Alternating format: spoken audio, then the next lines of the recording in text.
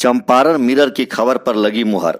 Champaran mirror ने जनवरी 2024 में एक खबर चलाया था कि सन ऑफ मल्लाह मुकेश सहनी महागठबंधन में शामिल हो सकते हैं और आज आधिकारिक रूप से मुकेश सहनी महागठबंधन में शामिल हो गए। लेकिन सबसे बड़ी बात यह है कि इन नेताओं को गठबंधन बदलते ही ब्रह्मज्ञान की प्राप्ति हो जाती है। एक अद्भुत दिव्य ज्ञान प्राप्त होता है जो मुकेश सहनी को भी अब वह ब्रह्म ज्ञान प्राप्त हो गया है।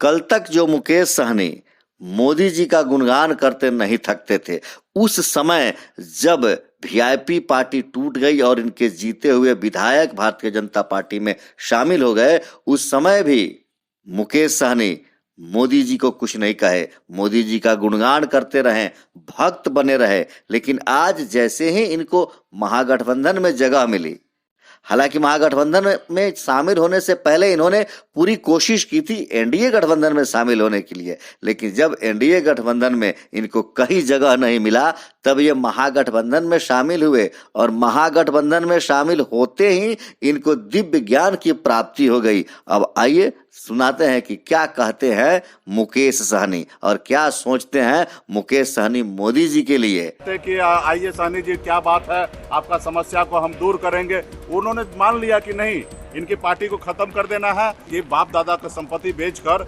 फुटानी नहीं चलता है, अपने कम दम पे कमाइए। तानाशाह है, उनके खिलाफ में हम लोगों को लड़ाई लड़ना है। हम मानते हैं कि ये जो हम लड़ाई लड़ रहे हैं वो आज़ादी की लड़ाई लड़ रहे हैं। किलो चावल गांव में गरीब को देकर उसको लगता है कि यही विकास है, तो मुझे लगता है कि ऐसे सख्ती से लड़ाई लड़ना। अगर भाजपा का सरकार होता तो क्या आरक्षण में बढ़ोतरी होता? देश को लोकतंत्र से हटाकर राजतंत्र में लाना चाह रहा है साथियों। इस देश के संविधान को बदलने का कोशिश किया जा रहा है। देश में दो मुख्यमंत्री को जेल में डाल दिया गया। क्या ये लोकतंत्र है? आज जितने भी सरकारी संस्था है अपने जेब में रख लिया है, किसी को बोलने की आजादी नहीं है। क्या ये लोकतंत्र है?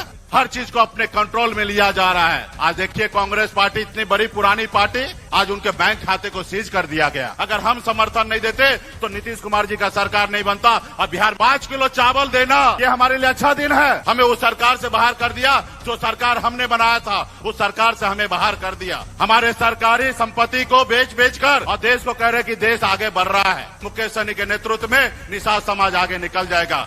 जैसे हमारे आदरणीय श्री लालू प्रसाद जी के नेतृत्व में पूरे बिहार के गरीब, पिछड़ा, दलित सभी लोगों ने अपने पैर पे खड़ा। यही है हमारे देश की नेताओं की हकीकत। अब सोचना आपको है, सोचना हमको है, सोचना इस देश के तमाम वोटरों को है, सोचना इस देश के तमाम नागरिकों को है कि क्या हम किसको वोट दें, किस पार्टी को चुने